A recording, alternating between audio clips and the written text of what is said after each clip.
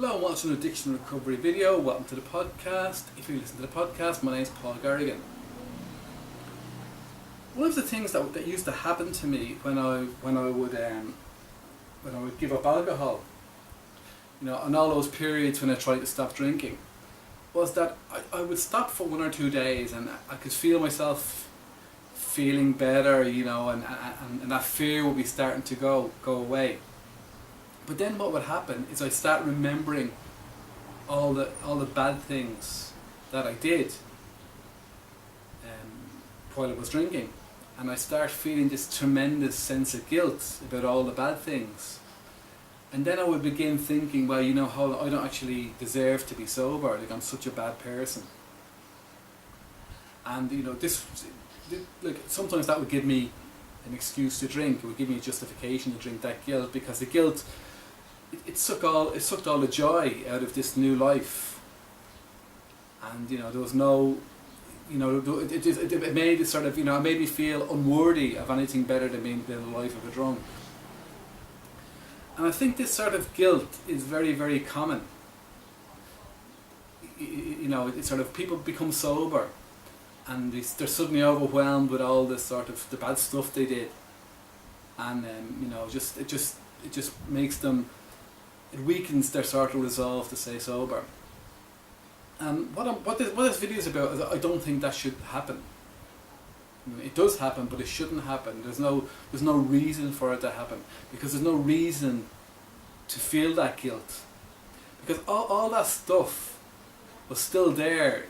When we, all that guilty, all those reasons I had to feel guilty were still there when I was still drinking.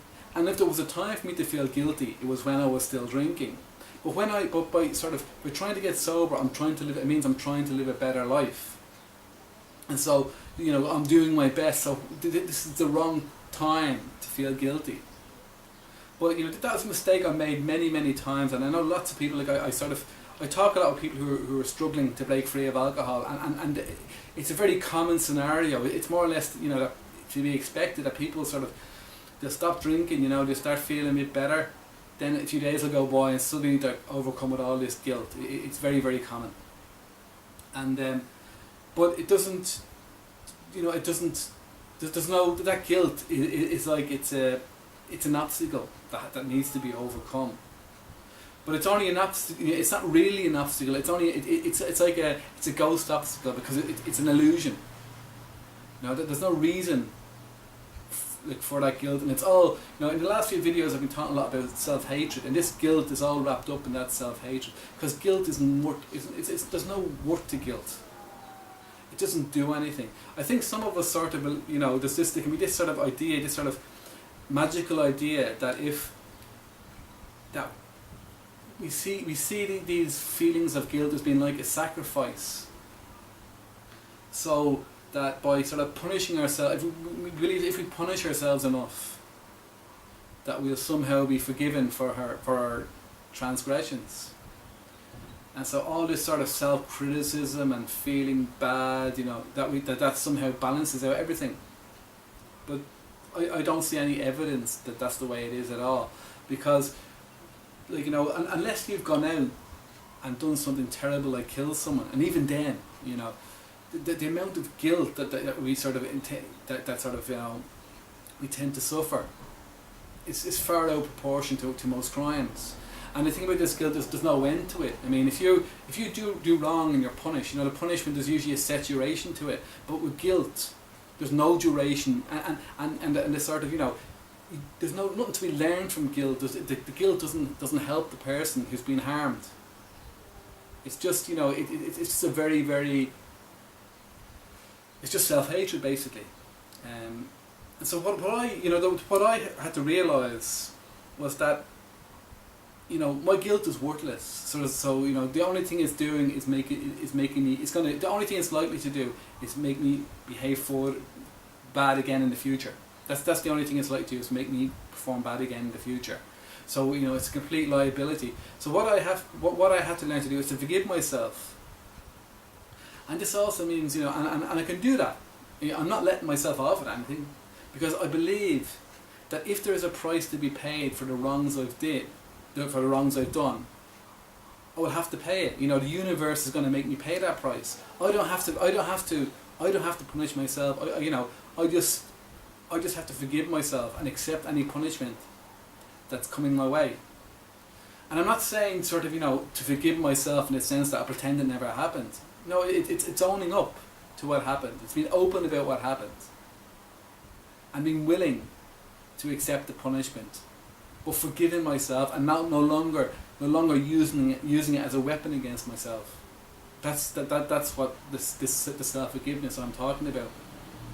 And I believe, I really do believe that the whole key to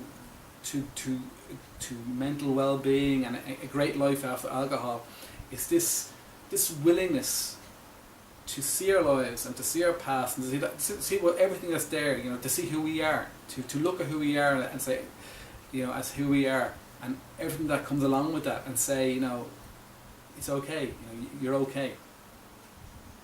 That level of self-acceptance. A few weeks ago I was reading a book by Brené Brown.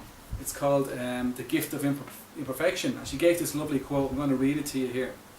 It's, owning our story and loving ourselves through the process is the bravest thing that we will ever do. I'll say it one more time. Owning our story and loving ourselves through the process is the bravest thing that we'll ever do. And that's by Brené Brown. I think that is so what this is all about. That we sort of bravely face who we are and what we've done and everything about us. Just accept that and look at that and accept it and accept ourselves for that and love ourselves for that. That's the secret to happiness as far as I'm concerned. Because once we can do that, we can sort of look anyone in the eye. We can wake up every day feeling, I'm doing my best. That's all I can do. It gets rid of all the fear. It gets rid of all the worry. It gets rid of all the guilt. It gets rid of all the depression. And it's very, very simple. We just have to, it's simple in theory, but it's very hard to do in practice. But it's basically we have to accept ourselves and forgive ourselves. And that, that's what it is. And it is a sort of, it requires a very sort of, a real ability to be honest. To be most importantly honest with ourselves, but to also be honest with other people. Because they do say that we're as sick as our secrets. And I believe that's true. I'm very open about my life. And I don't really, there's nothing, I don't think there's anything in my life that I wouldn't admit to if I felt it would benefit me. And I do. I mean, I talk. My problem is keeping secrets about myself, not sort of the other way around. And I think that's the one thing that's been one of the things I really like about myself, because it's kept me. It's really helped me. Because if I hadn't have done that, if I hadn't have opened it, there were so many times when I've opened my mouth, say on my blog, that I've really felt nervous admitting to certain things. I felt really nervous because before I would have thought that made me a very, very bad person or an inferior person. But the act of actually doing that has been amazing, because every time I've done it, there's been people who said, yeah, I understand, I've done that, and it's such a relief. I think, jeepers, for years I've been torturing myself over this thing, and it's nothing. It's not really nothing. But that's the problem. See, when we're all caught up in the shame and the guilt and trying to hide things from ourselves, from other people, that's where all the suffering and mess comes from. Because there's nothing that can't be forgiven. I don't think. I mean, there's certainly things that when I say that, there's certainly things that people have done that I go, I'd find it very hard to. Like stuff like murder and anything involving children. I mean, I'd find it very hard, to forgive a person for that. But I mean, they can forgive themselves, and their sort of their self-hatred and blaming themselves wouldn't benefit them anyway. The thing wouldn't be to to hate yourself would be to stop doing horrible things. That would be the better thing to do. But like most of us haven't done anything that terrible. You know, we might feel we've done terrible things. You know, and to a certain level, it would be. You know, a lot of us have sort of treated our partners, our girlfriends, or whatever very, very badly. You know, we may have done lots of broken the law, stuff like that. And and there's stuff that are just that wrong. But it's forgivable. You know, it's really all forgivable. And certainly our guilt isn't going to help anything. So I just wanted to talk to you about that today. And I really think it's important for anyone who's given up alcohol, who's newly sober, to not fall into this trap of guilt, because it's very, very common. And you sort of, there's no the fact that you're doing the right thing by trying to get sober. That's all you have to do. You know, you can't go back in the past, and your sacrifice of making yourself feel bad isn't going to help anything. So all you can do is forgive yourself, and if there's a price to be paid, be willing to pay it. That's it. That's all there is to it. So thanks very much for watching this video again. Don't forget to visit my website, paulgarrigan.com, paulgarrigan.com. I'll put a link underneath.